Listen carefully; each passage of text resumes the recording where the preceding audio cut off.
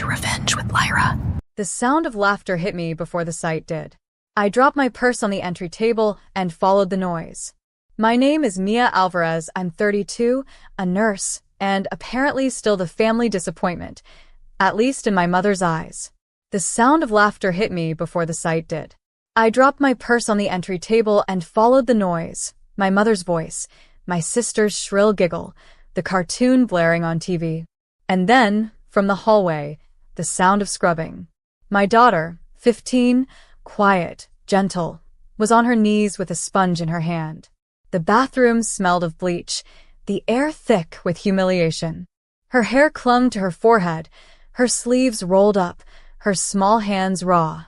My mother stood at the doorframe, arms crossed. "That's the only thing she's good for," she said coldly, not even noticing me yet. My sister smiled over her coffee cup. It took a second for my daughter to look up and see me.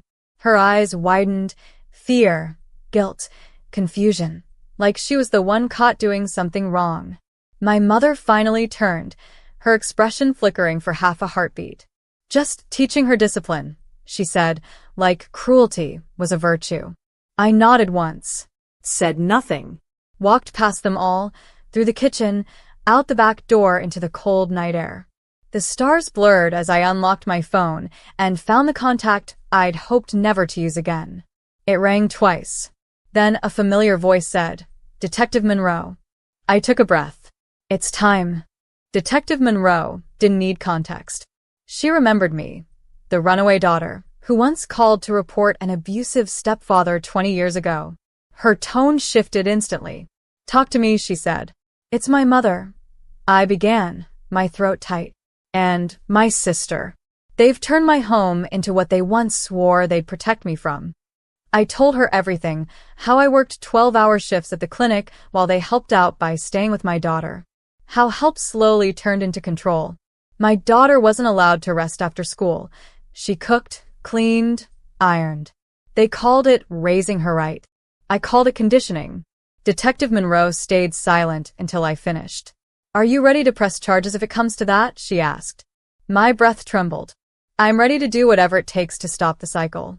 She promised to send a social worker for an unscheduled welfare visit the next day. "Don't confront them tonight. Keep everything normal. We'll document it." After the call, I sat in my car, staring at the bathroom window glowing faintly through the curtains. My daughter's shadow moved inside, small, fragile, obedient. I gripped the steering wheel until my knuckles ached. I had spent my life escaping my mother's control, only to see it reach the next generation. Not again. Not ever again. That night, I didn't sleep. I just planned. By noon the next day, the air inside the house was tight, the kind of stillness that only exists before a storm. My mother sat on the couch, arms crossed, the TV volume high. My sister scrolled on her phone, her kids running wild. My daughter stood in the kitchen doorway, drying her hands on a towel, her eyes darting between them like a trapped bird. Then came the knock. 3 firm raps. "Afternoon, ma'am. Savannah Department of Family Services. We received a wellness concern." My sister shot up, face pale. "What's this about?" The social worker, a woman named Mrs. Harlan, stepped in calmly, clipboard in hand. "Just routine follow-up." I leaned against the counter, heart steady. "Go ahead," I said softly. Mrs. Harlan's questions were polite, surgical. "Who lives here? Who's responsible for the child's care?" My mother's tone dripped with superiority. "I do. Her mother works too much, so we keep the girl disciplined. These kids today need structure." Mrs. Harlan nodded, taking notes. Then she turned to my daughter. "Sweetheart, can I see your hands?" My daughter hesitated, then slowly opened her palms. Red marks. Small, raw patches where bleach and scrubbing had burned her skin. The silence that followed was deafening. Mrs. Harlan's expression hardened. "Thank you. That'll be all for now." My mother's smugness faltered. My sister stammered, "It's just chores." But Mrs. Harlan had already turned toward me. "We'll be in touch," she said quietly. The first crack in their empire had formed, and it was beautiful. The next morning, I came home early from work to find my mother pacing the kitchen. The mask was slipping. "You called them, didn't you?" she hissed, eyes sharp, voice trembling with rage. My sister leaned against the counter, her tone dripping poison. "Do you know how humiliating that was? The neighbors saw that woman's car. You're ruining this family." I stared at them both, calm, collected. "Family?" I said. "You mean the kind that lets a 15-year-old scrub tile until her skin peels?" Mom's face flushed crimson. "You're ungrateful. After everything I've done for you." I cut her off. No, Mom. "After everything you did to me. You think I forgot? The chores until midnight? The bruises you called discipline?" She froze. The silence stretched. Even my sister went still. My daughter, who had been standing by the table, stepped back slowly, listening wide-eyed.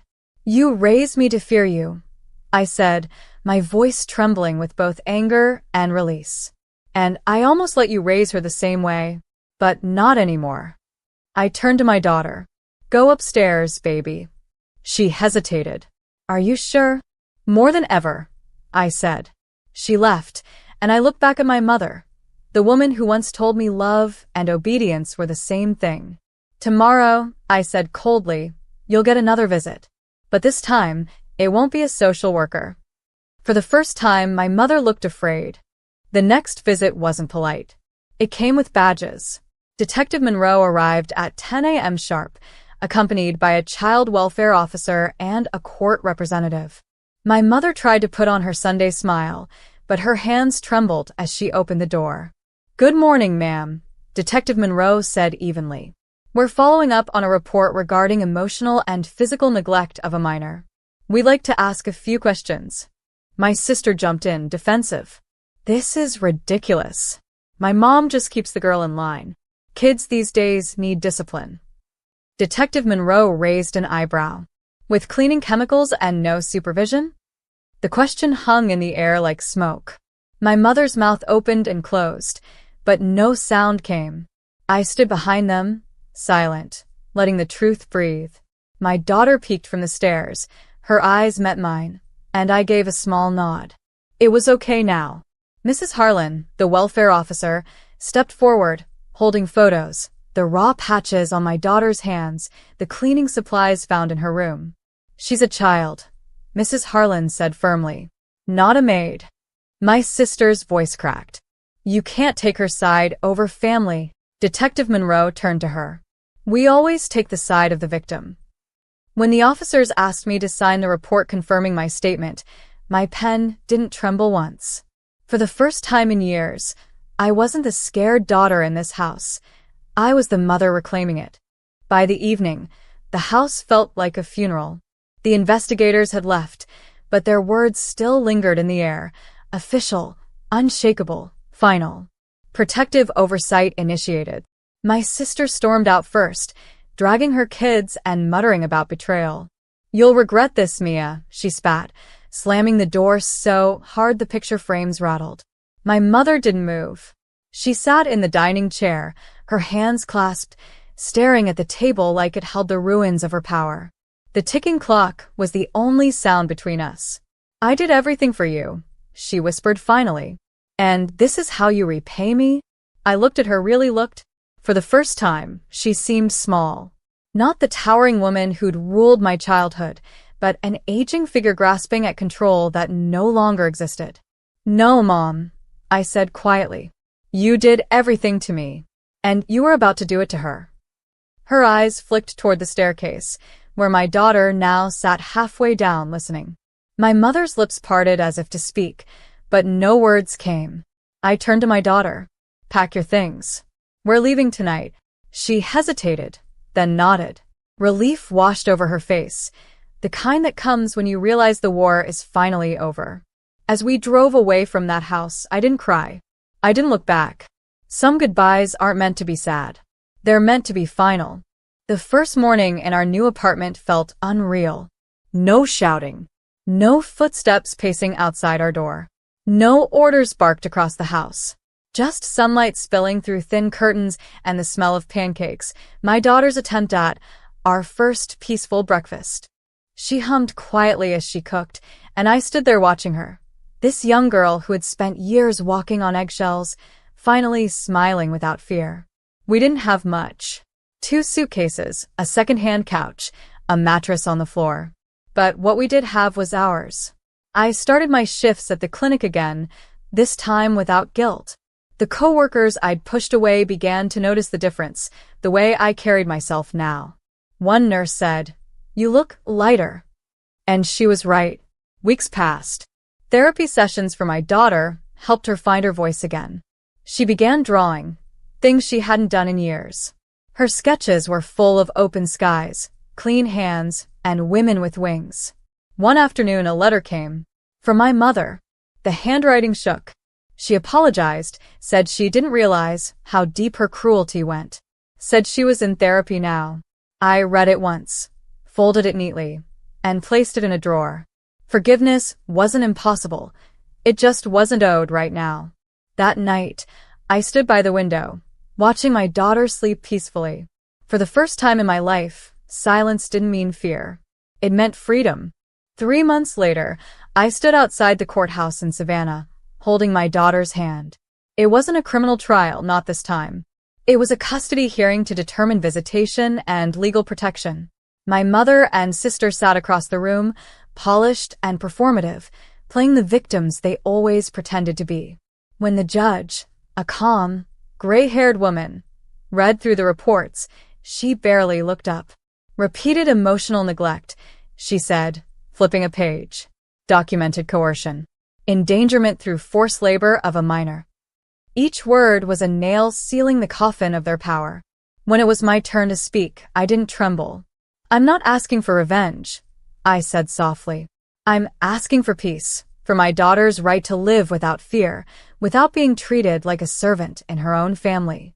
The judge nodded slowly. "Ms. Alvarez, the court commends your courage.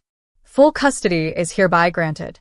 A restraining order will be issued for 6 months, with no unsupervised contact permitted." My daughter squeezed my hand so tightly, I thought my heart might burst. Outside, the sun felt different, warmer, real. She looked up at me and whispered, "Mom, are we safe now?" I smiled through the tears. "Yes, baby. We're finally safe." That night, I hung her drawings on our apartment wall. Women with wings, flying over oceans of light. And I realized freedom doesn't always come with fireworks. Sometimes it comes quietly,